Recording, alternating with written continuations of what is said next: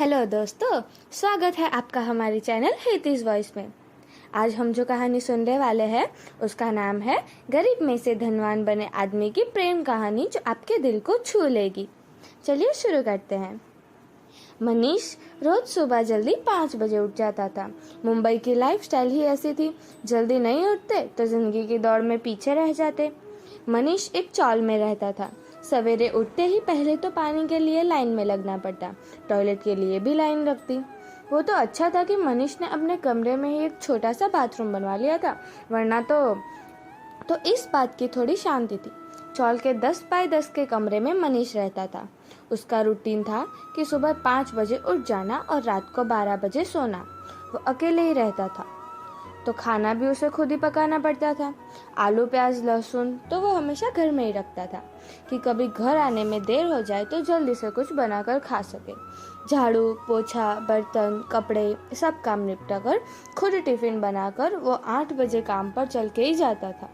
घर से 4 किलोमीटर की दूरी पर ही गैराज था, जहाँ पर वो पिछले 20 साल से वहाँ पर कार मैकेनिक की नौकरी करता था। मनीष वैसे तो यूपी का था, पर बचपन से ही मुंबई में ही पला बड़ा है। 30 साल की उम्र थी उसकी और दिखने में एकदम हैंडसम था। फिर भी उसकी शादी नहीं हुई थी।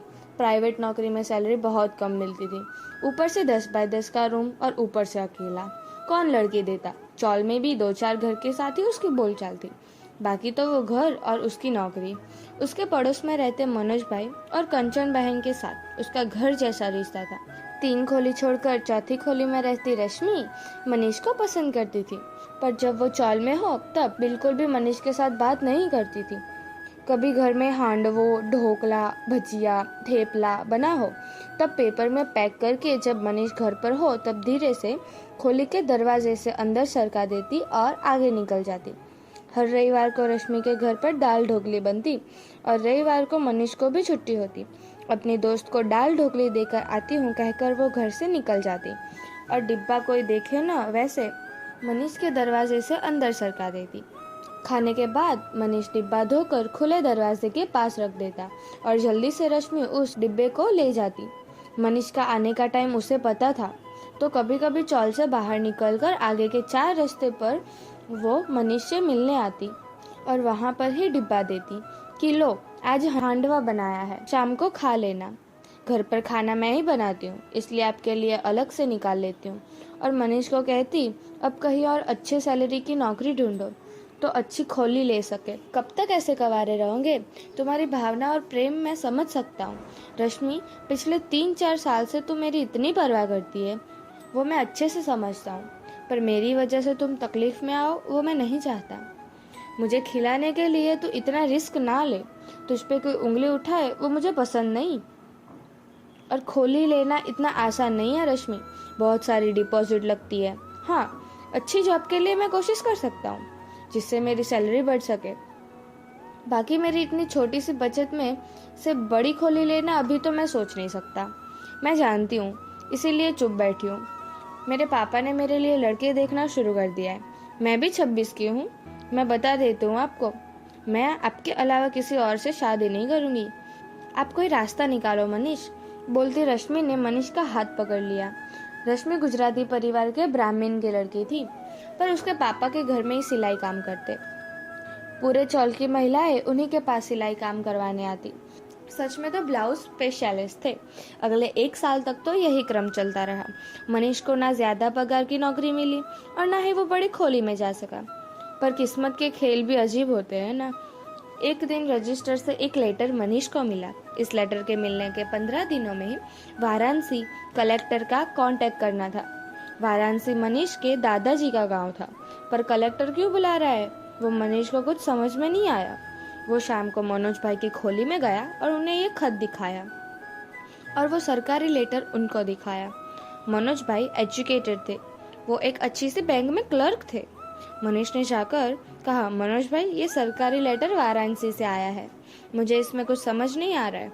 अगर आप मेरे साथ चले तो मैं हम दोनों के लिए ट्रेन की टिकट निकालूं, क्योंकि इन सारी बातों में मुझे कुछ समझ नहीं आता। वाराणसी में मेरे दादाजी रहा करते थे, पर वो सालों से बंद पड़ा है या शायद बेच भी दिया है, इसलिए हम होटल में ही रुकेंगे। प्लीज आप मेरी इतनी मदद कर दीजिए। मुझे इन सारी सरकारी कामों में कोई सूझ नहीं है। कंचन बेन ने भी मनोज भाई को समझाया, इसलिए वो भी तैयार हो गए जाने के लिए।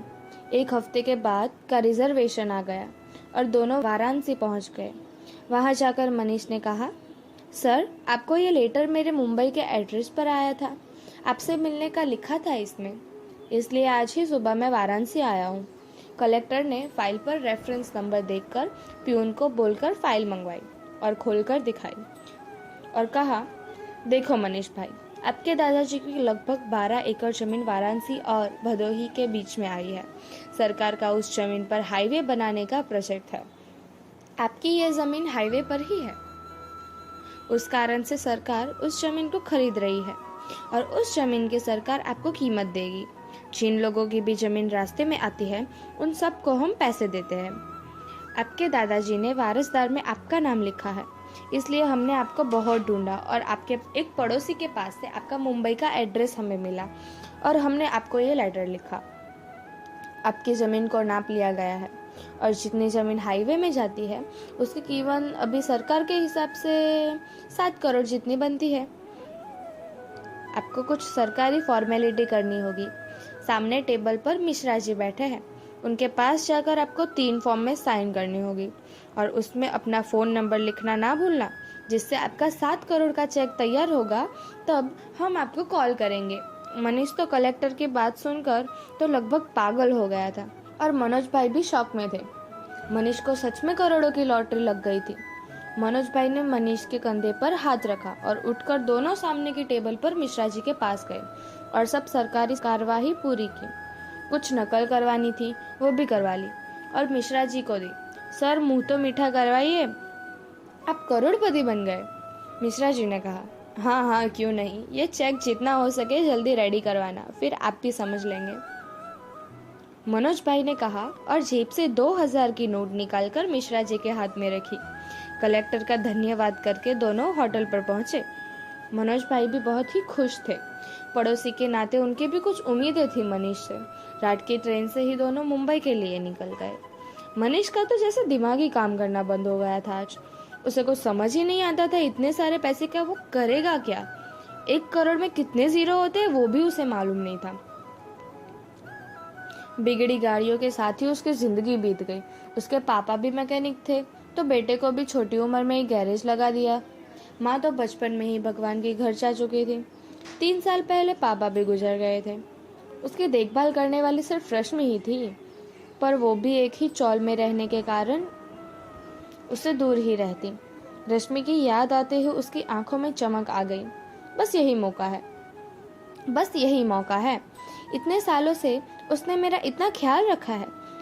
इन पैसों की जिम्मेदारी भी रश्मि को ही सौंप दूंगा। वैसे भी वो ग्रेजुएट है, वो ही इसे अच्छे से संभाल सकती है। मुंबई पहुंचने के बाद तो 2-3 दिन में ही मनीष चौल का हीरो बन चुका था। सब उसे मान से बुलाने लगे। चौल की हर खोली में बस उसी का चर्चा। सबका अपना अपना स्वार्थ था। सब मनीष को चाय पीने के लिए बुलाने लगे। मनीष की तो जैसे दुनिया ही बदल गई।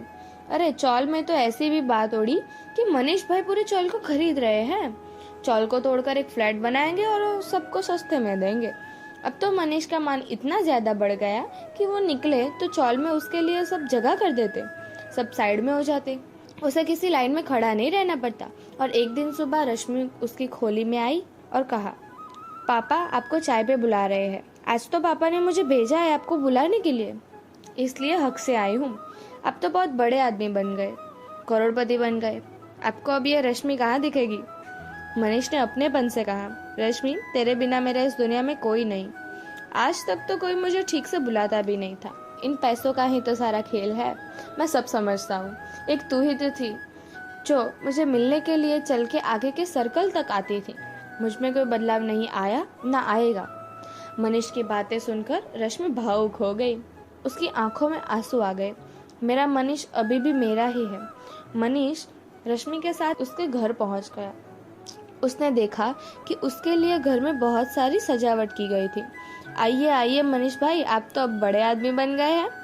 आपकी तो किस्मत खुल गई। इतने साल से यहाँ रहते हैं आप, पर आज तक आपके बारे में कोई बुरा तो बोला नहीं। मैंने तो सुना नहीं कभी। आपकी इस अच्छाई का बदला भगवान ने आपको दिया। रश्मि के पापा आज तो मनीष की तारीफ के पुल बांध रहे थे। इतनी खातिरदारी क्यों हो रही है? मनीष की समझ में कुछ नहीं आया। अब आप मनीष भाई को शांति से बैठने तो दो, बातें तो होती रहेगी। और रश्मि, तू खड़ी क्यों है? इतने सारे नाश्ते बनाए इतने प्रेम से, तो अब मनीष भाई को खिलाएगी नहीं? सरला जी बोली, रश्मि की माँ। रश्मि को भी माँ की बातें समझ में नहीं आ रही थी। उसने माँ के कहने से जो भी 3-4 आइटम बनाई थी वो सब मनीष के सामने रखी, साथ में गर्म चाय का कप भी रखा। अपना ही घर समझिए मनीष भाई, खुद ही खाना बनाते हैं आप, तो खाने में क्या मजा आता होगा। मैंने तो कितनी बार रश्मि से कहा है, जब भी कुछ अच्छा खाने को बनाए तब मनीष भाई को खाने पे बुला लिया कर। मासी, आज मुझे जो भी कुछ मिला है वो आप जैसे बड़ों के आशीर्वाद से ही मिला है। आप सब मुझे कितना प्रेम देते हैं वो मैं कहाँ नहीं जानता, बोलकर मनीष ने रश्मि के सामने देखा। थोड़ी देर इधर उधर की बातें करके मनीष ने विदा ली। 10 दिनों के बाद वाराणसी से फोन आ गया कि चेक तैयार है। मनोज भाई के कहने से पहली बार आज मनीष फ्लाइट से वाराणसी गया। अपने अकाउंट में 1.5 लाख जितनी तो बचत थी उसके पास। वो अकाउंट भी जहां मनोज भाई जॉब करते थे उसी बैंक में था। 7 करोड़ 10 लाख का चेक लेकर मनीष मुंबई वापस आया। तब उसने चौल में रहते हर इंसान को आइसक्रीम की पार्टी भी दी।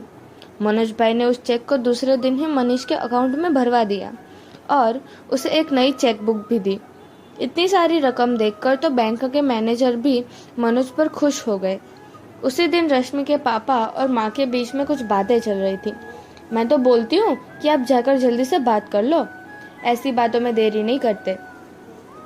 कितने माँ बाप अपनी बेटी की शादी मनीष से करने के लिए उतावले हो रहे होंगे। वो दूसरे माले वाली रंजन बहन की बेटी भी 25 साल की हो गई है। उसको मैं अच्छे से जानती हूँ, ऐसे लड़के को वो हाथ से नहीं जाने देगी। मनीष यूपी का भले ही है, पर है तो ब्राह्मण ही ना, और ऊपर से करोड़पति। मुझे नहीं लगता कि ऐसा रिश्ता हमें कहीं और मिलेगा। तेरी बात तो सच है, कल ही मैं उसके घर पर बुलाता हूँ। हमारी रश्मि भी कहाँ किसी से कम है, तुम देखना वो मना नहीं कर पाएगा। दूसरे दिन रविवार था तो मनीष घर पर ही था। उसने जल्दी उठकर माधव बाग जाकर लक्ष्मी नारायण के दर्शन किए और आकर 9 बजे रश्मि के घर पहुंच गया। रश्मि के मम्मी पापा तो ठीक, पर खुद रश्मि भी देखती रह गई। मासी, चा पीवा आओ। मनीष इतनी अच्छी गुजराती बोला, किसी को लगा ही नहीं कि ये हिंदी बोलने वाला है। आजा बेटा, तुम्हारा ही घर है। बेटी रश्मि, मनीष के लिए अदरक पुदीना वाली चाय तो लेकर आ जल्दी, और साथ में गरम उपमा भी बनाना। नहीं नहीं मासी, सिर्फ चाय ही चलेगी, मैं तो कोई और काम से आया था। और मनीष ने रश्मि की ओर देखा। रश्मि, मुझे तुम्हारी थोड़ी हेल्प चाहिए। ये जो 7 करोड़ आए थे, मुझे उसे संभालना नहीं आएगा।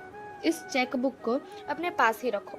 मैंने 10 चेक में तो एडवांस में ही साइन कर दिए हैं। मैं सीधा साधा आदमी, कहाँ कितना खर्च करना वो सब तुझे ही देखना है। मैं तुमसे कभी कोई सवाल नहीं करूँगा। ये 7 करोड़ तेरे ही है, ऐसा ही सोच कर तू इसे अच्छे कामों में खर्च करना। मुझे कभी चाहिए होगा तो मैं तुमसे मांग लूंगा। और तू जो इन पैसों को संभालेगी उसके लिए मैंने पहला चेक 10 लाख का तेरे नाम से बनाया है, जो मैं तुम्हें गिफ्ट कर रहा हूँ। तुम्हारा अकाउंट नहीं है तो खुलवा देना। इन 10 लाख को तुम अपने लिए खर्च करना, और अगर दूसरे भी चाहिए तो ले सकती हो। मैंने अपने गैराज में पैसों की बात भी नहीं की, तो मैं तो ये नौकरी चालू ही रखने वाला हूँ। रही सी का मुझे कोई शौक नहीं है। थोड़ी देर तो कुछ भी बोला नहीं। रश्मि के पापा तो देखते ही रह गए। रश्मि खड़ी हुई और माता पिता की शर्म छोड़कर मनीष के सामने घुटनों पर बैठ गई। मनीष के सामने हाथ जोड़कर आंखों में आंसू टपक रहे हैं। ऐसी महानता, इतना सारा प्यार, मेरी भावना और देखभाल की इतनी सारी सराहना। आप इंसान हो या भगवान? मनीष, एक ही शर्त पर मैं इन लक्ष्मी को हाथ में पकड़ूंगी, अगर आप मेरा हाथ पकड़ने को तैयार हो तो ही। मनीष, मुझे अपने माता पिता के सामने ही कहने दो, मैं तो कब से ही आपकी हो चुकी हूँ। बस माँ बाप के डर से चुप थे। कल रात को उनकी सारी बातें मैंने सुन ली। अब वो ही मेरा कन्यादान करेंगे, जहाँ आप वही मैं। अब तो बड़ी खोली लेंगे ना आप। इन लोगों की बातें चल रही थी कि बीच में ही रश्मि के माता पिता रूम से बाहर निकल गए और धीरे से दरवाजा बंद कर दिया। रश्मि को इस बात का पता नहीं था। शादी के लिए मेरी भी एक शर्त है, हांडवा ढोकला का तेरा डब्बा मेरी खोली में आता रहना चाहिए, और वो दाल ढोकली तो खास। रश्मि ने शर्मा के पीछे देखा। तो रूम में कोई नहीं था। बदमाश, आप भी मुझे इतना प्यार करते थे। मुझे तो लगता था कि इन बुद्धूराम में भावना ही नहीं है, कहती रश्मि मनीष के गले लग गई। मनीष के लिए रश्मि के प्यार के सामने 7 करोड़ की कीमत कुछ भी नहीं थी। धन्यवाद। ऐसी ही मजेदार कहानियां सुनने के लिए सब्सक्राइब करें हमारे चैनल हितिस वॉइस को। दोस्तों, आशा करते हैं आपको हमारी कहानी अच्छी लगी होगी, तो लाइक करें और अपने दोस्तों से शेयर करें। और ऐसी ही कहानियाँ रोज सुनने के लिए हमारे चैनल हेतीज वॉइस को सब्सक्राइब करें।